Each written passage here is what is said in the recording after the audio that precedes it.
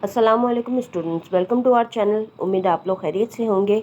आज हम Sindh text book board की 12वीं जमात की नई उर्दू की किताब गुलजार उर्दू का सबक है सवेरे जो कल मेरी आँख खुली, उसका खुलासा और तारुफ मुसन्निफ पढ़ेंगे। मश्की सवाल जवाब भी करेंगे। तारुफ मुसन्निफ। पतरस बुखारी का असल नाम सैयद अहमद शाह था। आप मारूफ मिर्ज़ा निगार, मुतरज्जिम, शायर, नक़ाद, माहिर नशरियात, सिफारतकार और मौलिम थे। आपकी पैदाइश 1 अक्टूबर 1898 और वफ़ात 5 दिसंबर 1958 में हुई। इनका शुमार मुत्तहिदा हिंदुस्तान में नशरियात के बानियों में होता है। पतरस अंग्रेज़ी के प्रोफेसर थे। उन्होंने अमरीका के जामियात में अंग्रेज़ी पढ़ाई, वहीं वफ़ात हुई और वहीं तदफीन हुई। इनकी तसानीफ़ में पतरस के ख़ुतूत, खिताबात पतरस, तनकीदी मज़ामीन, तहक़ीक़ात पतरस वग़ैरह शामिल हैं। इस सबक का खुलासा पढ़ लेते हैं। सवेरे जो कल आँख मेरी खुली। पतरस बुखारी की तहरीर पतरस के मज़ामीन से माख़ूज़ है।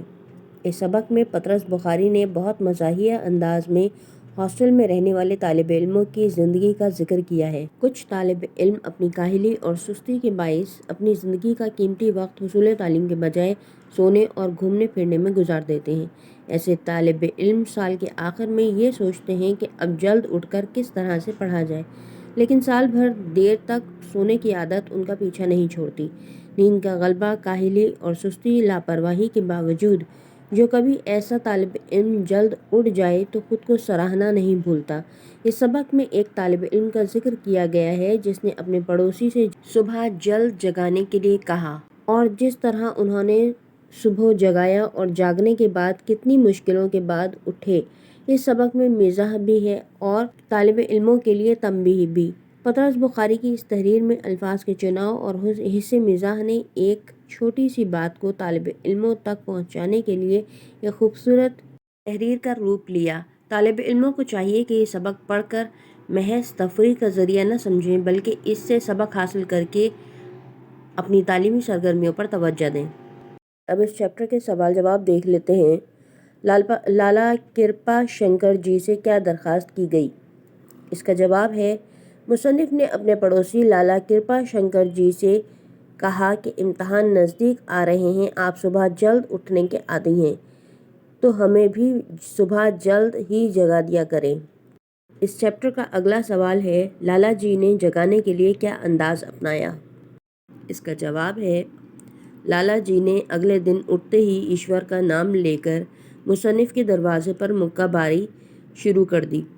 कुछ देर तो वो ये समझे कि आलम ख्वाब में हैं, अभी से क्या फ़िक्र, जागेंगे तो लाहौल पढ़ लेंगे।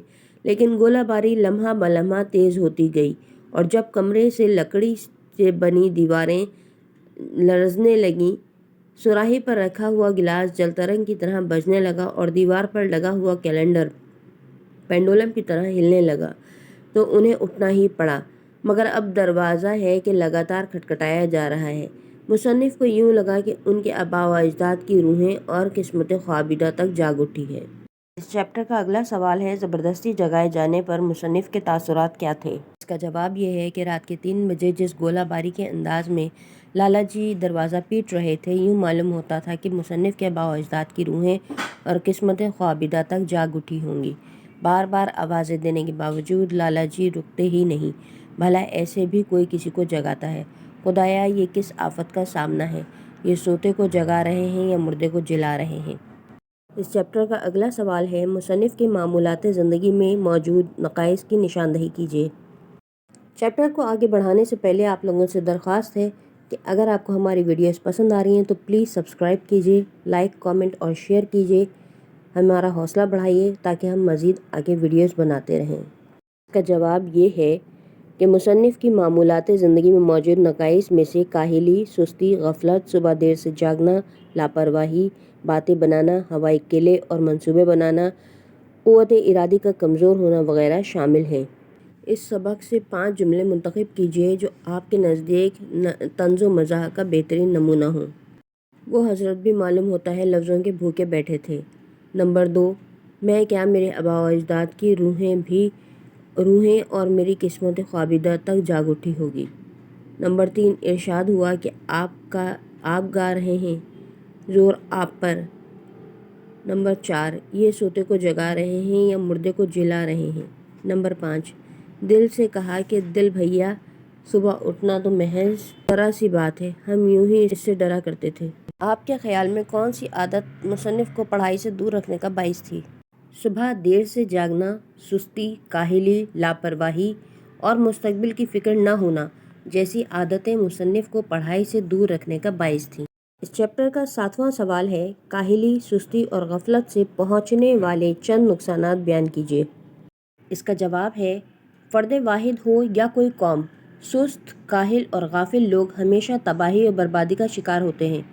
وہ نہ تو انفرادی طور پر اور نہ ہی کسی قوم کی حیثیت سے کبھی ترقی کر سکتے ہیں، کیونکہ ایسے انسان کسی کام کو ثابت قدمی سے انجام نہیں دے سکتے، اپنی اس کمزوری کو چھپانے کے لیے جھوٹ اور بہانوں کا سہارا لیتے ہیں۔ ایک وقت آتا ہے کہ لوگ ان پر بھروسہ کرنا چھوڑ دیتے ہیں، اس لیے ہمیشہ پریشانیوں کا شکار رہتے ہیں۔ فرد واحد کے طور پر ایسے لوگ بہت جلد بیمار ہوتے ہیں، معاشرے میں ان کا کوئی مقام نہیں ہوتا اور بحیثیت کسی ملک کے یا قوم کے عالمی دنیا ان کی قدر نہیں کرتی۔ یقیناً آپ کو ہماری ویڈیوز پسند آ رہی ہیں۔ ویڈیو آخر تک دیکھنے کا بہت شکریہ۔ پلیز سبسکرائب کر دیجیے۔